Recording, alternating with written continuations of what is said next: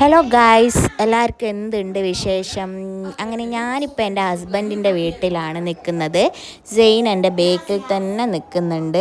അപ്പോൾ ഞങ്ങൾ ഇന്ന് അക്ഷയൻ്റെ വീട്ടിലേക്ക് ഓണക്കോടി കൊടുക്കാൻ പോവുകയാണ്. അക്ഷയും കുട്ടും നാട്ടിലല്ലാത്തതുകൊണ്ട് ഞങ്ങളാണ് കൊണ്ടു കൊടുക്കാൻ പോകുന്നത്. അങ്ങനെ ടപ്പേന്ന് പറഞ്ഞ് റെഡിയാകാൻ പോവാം. അങ്ങനെ ഞാൻ റെഡിയായി. ഇനി അടുത്ത ദൗത്യം എന്ന് പറഞ്ഞാൽ സെയിനിനെ റെഡിയാക്കണം. അതിനു വേണ്ടിയുള്ള ഡ്രസ്സും പിടിച്ച് നിൽക്കുകയാണ്. അങ്ങനെ സെയിനൊക്കെ റെഡിയായി താഴെ എത്തി. അപ്പോൾ അക്ഷയൻ്റെ വീട്ടിൽ കൊണ്ടുപോകേണ്ട പലഹാരപ്പൊതികളാണ് ഇതാ ആ ബേക്ക് കാണുന്നത്. സെയിൻ അതിൽ നിന്ന് ഒരു മണ്ട അമ്മ എടുത്ത് കൊടുത്തിട്ടുണ്ട്. അവന് സെപ്പറേറ്റ് ആയിട്ട് വാങ്ങിയിരുന്നു. അങ്ങനെ അതൊക്കെ കഴിച്ചു. പിന്നെ ഇതാണ് നമ്മുടെ ഓണക്കോടി. അങ്ങനെ വണ്ടിയിൽ വെക്കേണ്ട ഓണക്കോടിയൊക്കെ ഞങ്ങൾ സെറ്റാക്കി. അങ്ങനെ കാറ് കയറി.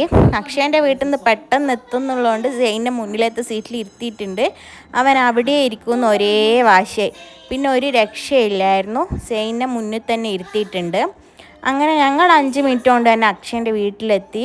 പിന്നെ അങ്ങനെ ഡ്രസ്സൊക്കെ എടുത്ത് അവിടെ വെച്ച് വീട്ടിലെത്തി. ഇത് അമ്മ കാണിച്ചു തരുന്ന അവിടുത്തെ ഒരു പുകക്കുന്നൊരു സാധനമാണ് കാണിച്ചു തന്നത്. പിന്നെ ഇതാണ് അക്ഷയൻ്റെ വീടിൻ്റെ മുറ്റം. ഒരുപാട് ചെടികളൊക്കെ ഉണ്ട്. അങ്ങനെ സെയിൻ അവിടുത്തെ ഒരു ചെറിയ ആൽബം നോക്കുകയാണ് ആ വീട്ടിലത്തെ.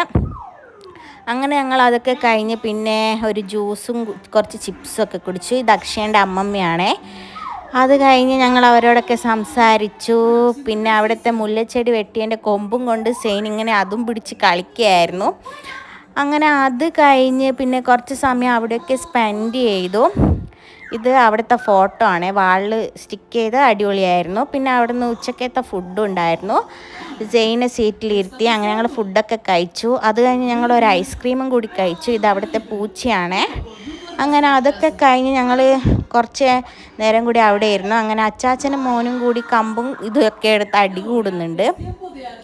അങ്ങനെ അവരടി കൂടലും കഴിഞ്ഞു. സെയിൻ അങ്ങോട്ടും ഇങ്ങോട്ടും കൂടി ഓരോ കളി കളിപ്പിക്കുന്നുണ്ട്. അങ്ങനെ അതും കഴിഞ്ഞു. ഞങ്ങൾ അവിടെ കുറച്ച് സമയം അധികം ഇരുന്നു. പിന്നെ അറിയുന്നത് അവരിങ്ങോട്ടും കൂടി ഓണക്കോടി വാങ്ങിയിട്ടുണ്ടെന്ന്. അങ്ങനെ അതും എടുത്ത്.